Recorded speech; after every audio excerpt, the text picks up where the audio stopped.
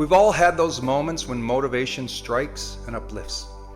You watch an inspiring video, you read a powerful book, or listen to a speech that fires you up. And in that moment, you feel unstoppable. You say to yourself, this time will be different. I've got this. And for a while, things do change. You start working harder, pushing yourself, staying focused. But then life happens.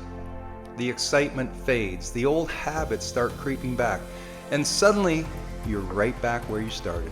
And you're wondering, what's wrong with me? Why can't I stay consistent? Well, the answer is simple, because motivation is not enough. Motivation is a spark, and sparks are useful, but they don't last. If you want lasting transformation, you need something much deeper. You need identity. Identity is more powerful than motivation because identity shapes how you see yourself. Motivation says, I want to get fit. Identity says, I am the kind of person who takes care of my body. Motivation says, I want to grow my business. Identity says, I'm an entrepreneur who shows up daily no matter how I feel. Do you see the difference? Motivation depends on how you feel in the moment. Identity is about who you're becoming. And when you believe something is part of who you are, your actions naturally flow. Take smoking as an example. One person trying to quit says, I'm trying to stop smoking. Another person says, I don't smoke. The first is wrestling with motivation. The second has shifted their identity. One is trying, the other has decided. And it's that decision, the identity shift, that's what leads to lasting change. Now, you don't have to overhaul everything overnight to build a new identity. You build it one choice at a time. Each time you act in alignment with the person you want to become, you cast a vote for that identity. Want to be healthier? Each workout is a vote. Want to be more disciplined? Each time you keep a promise to yourself, you're proving it. Want to be more grateful? Well, each moment you pause to appreciate something, you're reinforcing that identity. Now don't worry, because a single missed day doesn't erase your identity. What matters is the pattern you're building over time. Growth isn't about flawless execution, it's about consistent direction. When motivation fades, your identity is what carries you through. Your habits, your values, your beliefs about yourself. These are the anchors that keep you steady when life gets messy. Take a look in the mirror and ask yourself, who do I want to become? Not just what goals do I want to hit, but who do I want to be at my core? If you want to build a growth identity, start small and act like the person you want to become. Think like the person you want to become, and then live in alignment with that answer. Remember, it's not about whether you feel motivation, because motivation comes and goes. The real question is, who am I choosing to be? And when your identity is rooted in growth, like when it's tied to your values and habits that reinforce who you want to become, you don't just change for a season, you change for a lifetime.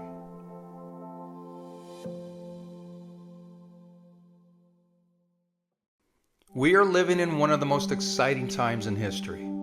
A time when the tools we once dreamed of are now available at the tap of a finger. A time when artificial intelligence can help you write, plan, learn, organize, create, even change your life. But here's the catch. AI can assist your growth, but it can't live your life for you. You still have to show up. AI is not here to replace your effort. It's here to amplify it. It's not a substitute for discipline, vision, or character. It's a tool. And like any tool, it's only as powerful as the hand that wields it. Some people are afraid of it. Others are overwhelmed. But the ones who thrive, they're the ones who embrace it, without forgetting who they are and what they bring to the table. You see, AI can help you brainstorm ideas, but it can't birth your passion. It can organize your schedule, but it can't make you get out of bed.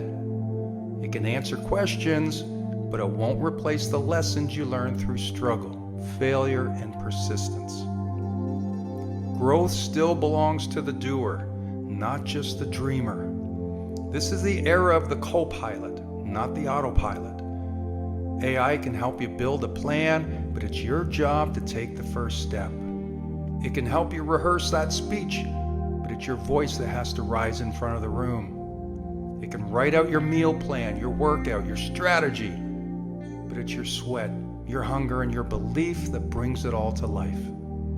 So let's be clear. The winners of tomorrow are the ones who learn how to combine intelligence and initiative, who lean on AI not because they're lazy, but because they want to go further, faster, and smarter. They're the ones who realize that the future is a partnership between human drive and digital power.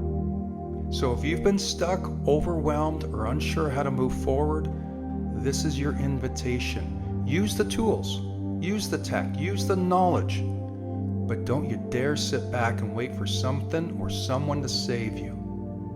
Growth doesn't come from convenience, it comes from action. Imagine writing a book with AI as your research assistant, launching a business with AI as your strategist, improving your mindset with AI, helping you track your goals, habits, and breakthroughs. See, this isn't science fiction, it's here today. And it's available to you, not just the wealthy or the elite or the tech savvy, but to anyone willing to learn, adapt, and do the work. But listen up, because AI won't make you better, it'll reveal who you already are. If you're lazy, it'll help you cut corners. If you're hungry, it'll help you chase down your dreams with fire and focus. So ask yourself, what are you feeding the system? Because what you put in determines what you get out. AI can help you break limits, but only after you stop making excuses. We used to say, I don't have the resources. Well, that excuse is gone. Or we'd say, I don't know where to start. Not anymore. Or I'd say, I can't afford to hire help. Well, now you have tools that can teach, guide, and grow with you. The real question is, will you use them? The future is here, not to carry you, but to walk beside you. So build, create, train, transform. The days of making excuses is over.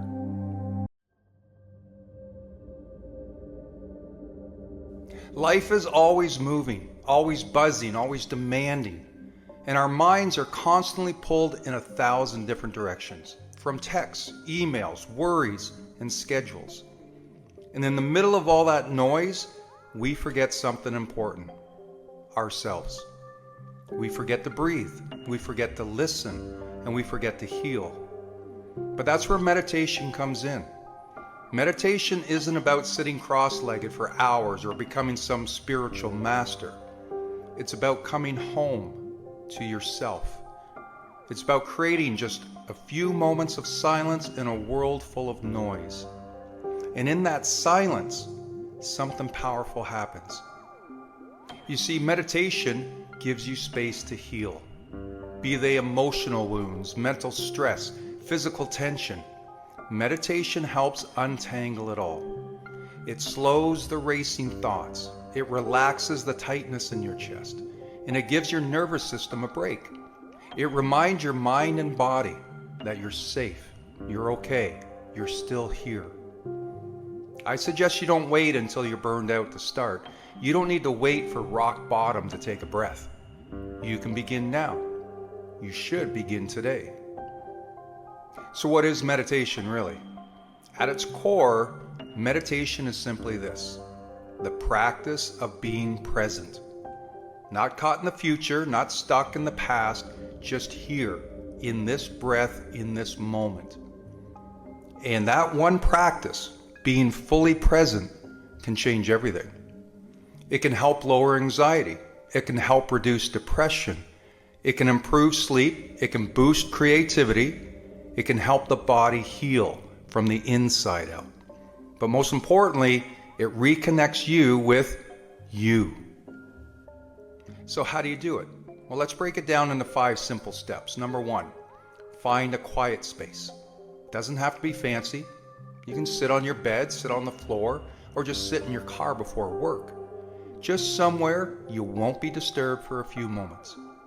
Number 2, sit comfortably. You don't need to twist into a pretzel. Just keep your back straight, your shoulders relaxed, and your hands resting gently.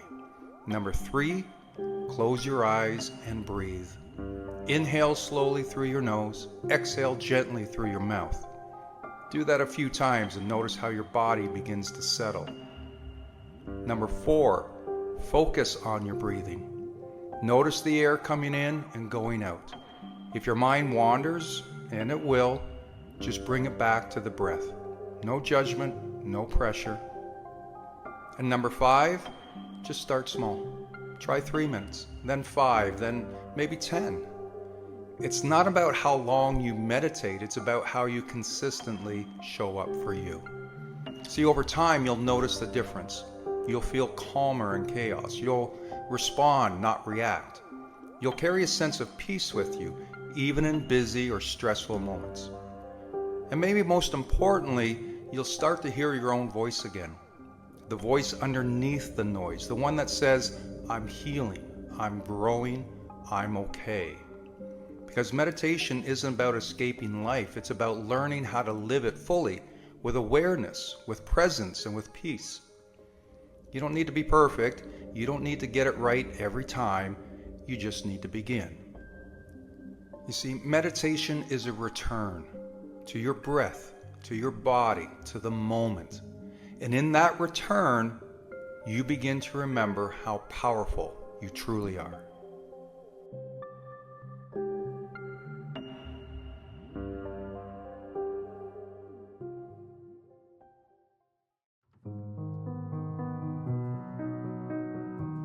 The mirror is honest. It shows you your reflection, the skin, the scars, the weight, the wrinkles, the tired eyes. It doesn't sugarcoat, it doesn't flatter. It gives you a snapshot of what's on the outside. But don't be fooled. Because while the mirror doesn't lie, it also doesn't tell the whole truth. It doesn't show the battles you fought just to stand where you are today. It doesn't show the nights you stayed strong when everything around you was falling apart. And it doesn't show the discipline you've been building, the self-control you're working on, the courage it took just to start. The mirror shows your reflection, but it can't show your resilience. It doesn't see how hard you're trying.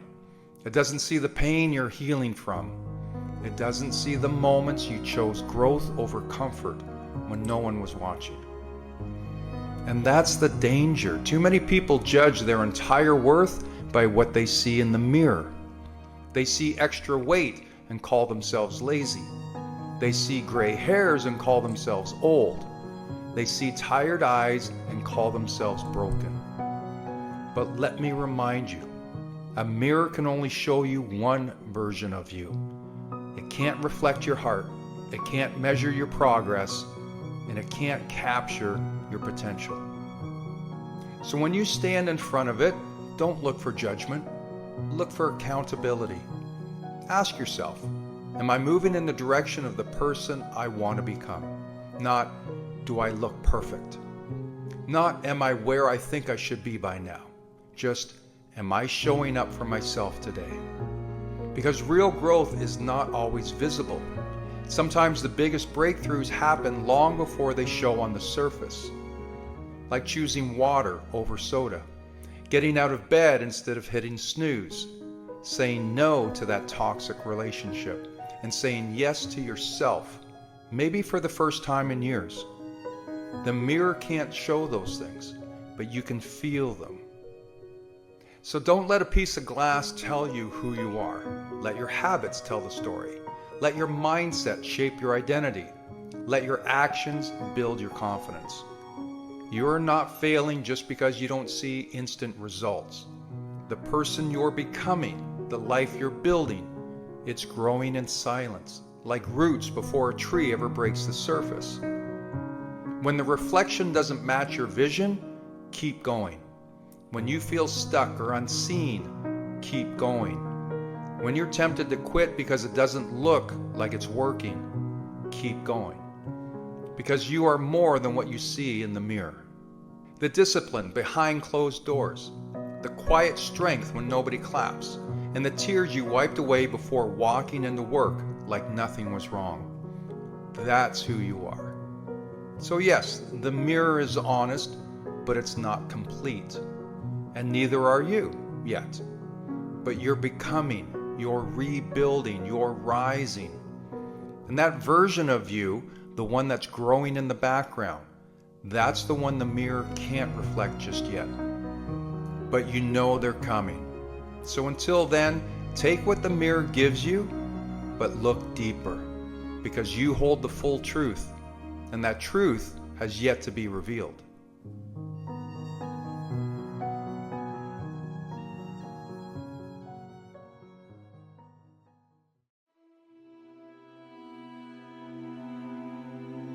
For those caught in the grip of a trauma bond, it's a cycle of emotional highs and lows. It's confusion and self-doubt. You know something isn't right, yet walking away seems impossible. But let me tell you something right now, you can escape this and you will heal. Escaping a trauma bond isn't just about leaving a relationship or situation. It's about reclaiming yourself, your worth, your strength, and your freedom. It's about breaking free from the chains of manipulation and pain and stepping into a life that reflects the love and respect you truly deserve. Trauma bonds form when moments of kindness, affection, or remorse are interwoven with abuse, neglect, or manipulation. These glimpses of hope convince you to stay, to believe that things might change, even as the cycle repeats itself. It's not weakness that keeps you stuck, it's your hope, your compassion, and your desire to see the good in others. But listen here, you are not responsible for fixing anyone else at the cost of your own well-being. The hardest truth to accept is that breaking free from a trauma bond doesn't start with changing the other person. It starts with changing how you see yourself. It's about stepping into your own power and realizing that you don't have to tolerate pain just to feel love. So let me give you the path to breaking the bond and finding your freedom. First, you got to acknowledge the truth. You can't heal what you refuse to see. So acknowledge the reality of your situation, even if it hurts. Write it down if you need to. Every instance of harm, every broken promise, every time you felt small or unworthy. This isn't about dwelling on pain, it's about clearing the fog of denial and seeing the truth clearly. Step 2 is rebuilding your identity. Trauma bonds erode your sense of self. They make you question your worth and your judgment. Recovery begins with rebuilding that foundation. Who were you before this bond? What dreams did you have? What do you love about yourself? Surround yourself with people and activities that remind you of your value. Step 3 is seek support. You don't have to do this alone. Whether it's a trusted friend, a therapist, or support group, lean on those who understand and want to help you heal. Speaking your truth out loud can be a powerful step towards reclaiming your strength. Step 4 is establish boundaries. This is your armor. Boundaries are the lines that protect your peace and your well-being. They're non-negotiable, and they remind you that your needs and feelings matter. It's okay to say no. It's okay to choose yourself. Step 5 is focus on the present moment. The past can haunt you, and the future can overwhelm you. But the present moment, the here and now, is where your power lies. Each moment you choose to prioritize your healing, each time you resist the urge to return to the bond, you are reclaiming your life. Mindset is everything in this journey. Trauma bonds can make you feel like you're powerless, like you're trapped. Let me remind you, you are stronger than the pain you've endured. Every time you choose to move forward, no matter how small the step, you are proving your strength. It's not about perfection, it's about progress. Healing isn't linear, and it's okay to stumble. What matters is that you keep choosing yourself. I want you to imagine your future, a life where your love isn't conditional on someone else's approval, a life where you wake up feeling free, light, and whole. That life is possible for you. It's waiting for you. You've survived the storm. Now it's time to step into the sunshine. And when you look back on this chapter of your life, you won't see the pain. You'll see resilience.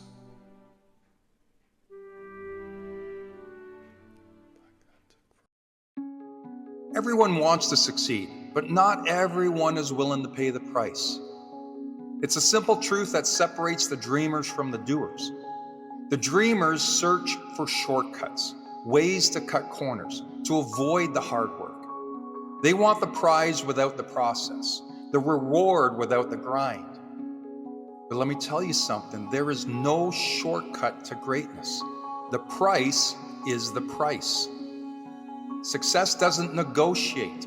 It doesn't care about excuses, and it doesn't offer discounts. It demands the full amount.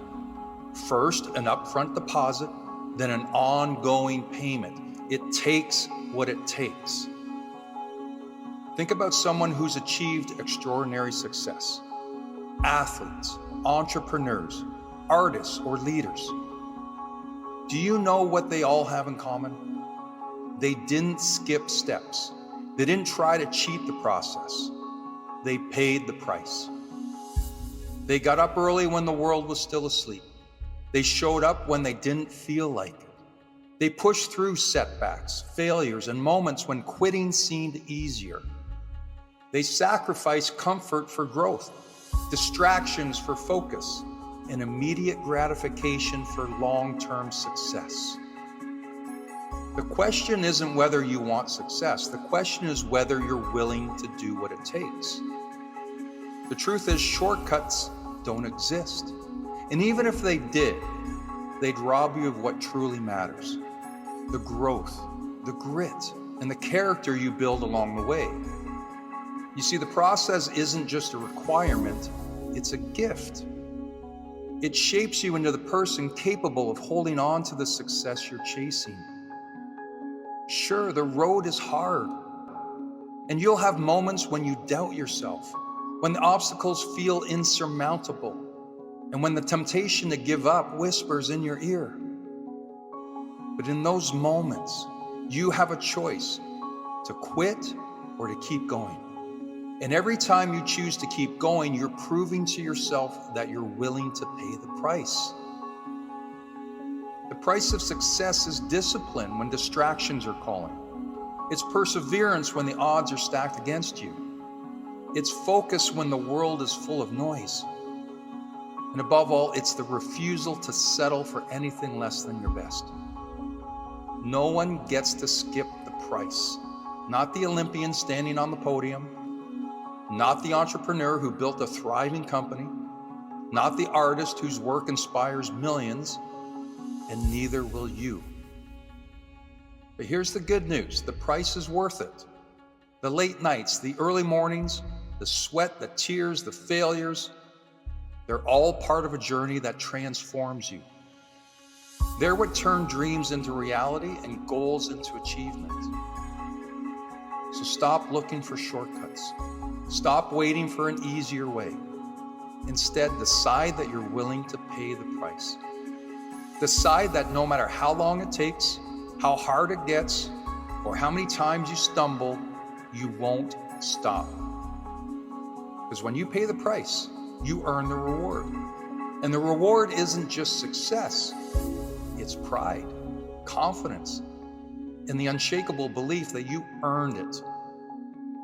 Remember, the price is the price. It takes what it takes. The only question is, are you willing to pay it?